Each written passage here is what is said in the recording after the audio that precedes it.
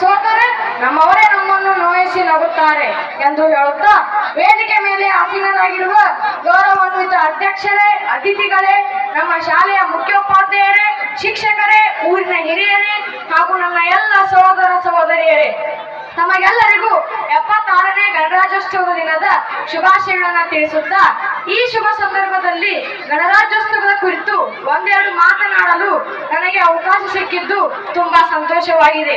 ನಮ್ಮ ದೇಶ ಭಾರತವು ವಿವಿಧತೆಯಲ್ಲಿ ಏಕತೆಯನ್ನು ಹೊಂದಿದ್ದು ವಿಸ್ಮಯ, ಪ್ರಕೃತಿ ಸೌಂದರ್ಯ ಇದು ಈ ದೇಶವಾಸಿಗಳಾದ ನಮಗೆ ಜನವರಿ 26ರಂದು ಭಾರತ ಇತಿಹಾಸದಲ್ಲಿ ಸುವರ್ಣಾಕ್ಷರ. ಏಕೆಂದರೆ ಇಂದು ನಮ್ಮ ಭಾರತ ದೇಶಕ್ಕೆ ಸಂವಿಧಾನ ಜಾರಿಗೆ ಬಂದ ದಿನ.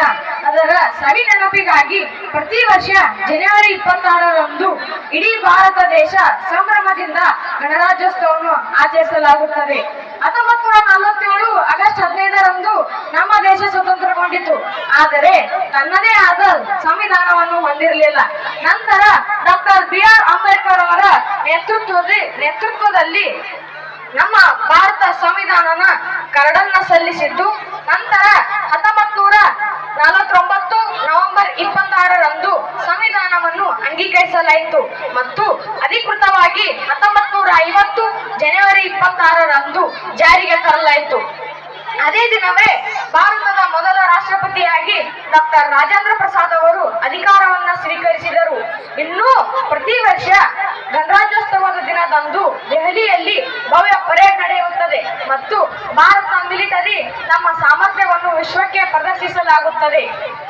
ರಾಷ್ಟ್ರಪತಿ ಭವನದಿಂದ ರಾಜ್ಪಥ್ನವರೆಗೆ ನಮ್ಮ ನೌಕಾಸೇನೆ, ಭೂಸೇನೆಗಳು ಪಥಸಂಚಲನ ಮಾಡುತ್ತವೆ.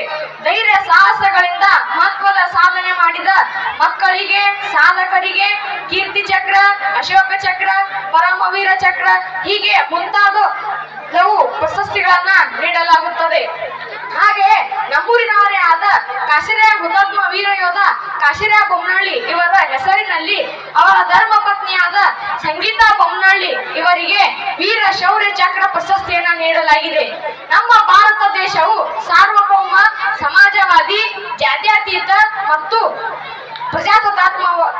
ಪ್ರಜಾಸತ್ತಾತ್ಮಕವಾಗಿದ್ದು ತನ್ನ ನಾಗರಿಕರಿಗೆ ಸಮಾನತೆ, ಸ್ವಾತಂತ್ರ್ಯ ಮತ್ತು ಭಾತೃತ್ವವನ್ನು ನೀಡುತ್ತದೆ.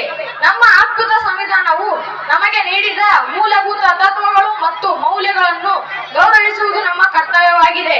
ಕೊನೆಯದಾಗಿ ಹೇಳುವುದೇನೆಂದರೆ ದೇಶಭಕ್ತಿಯ ಜ್ವಾಲೆಯನ್ನು ನಮ್ಮ ಮನಸ್ಸಿನಲ್ಲಿ ಸದಾ ಜೀವಂತವಾಗಿಸಲು ಪ್ರಯತ್ನಿಸೋಣ. ಭಾರತ ಪ್ರಗತಿಗಾಗಿ ಒಟ್ಟಿಗೆ ದುಡಿಯೋಣ.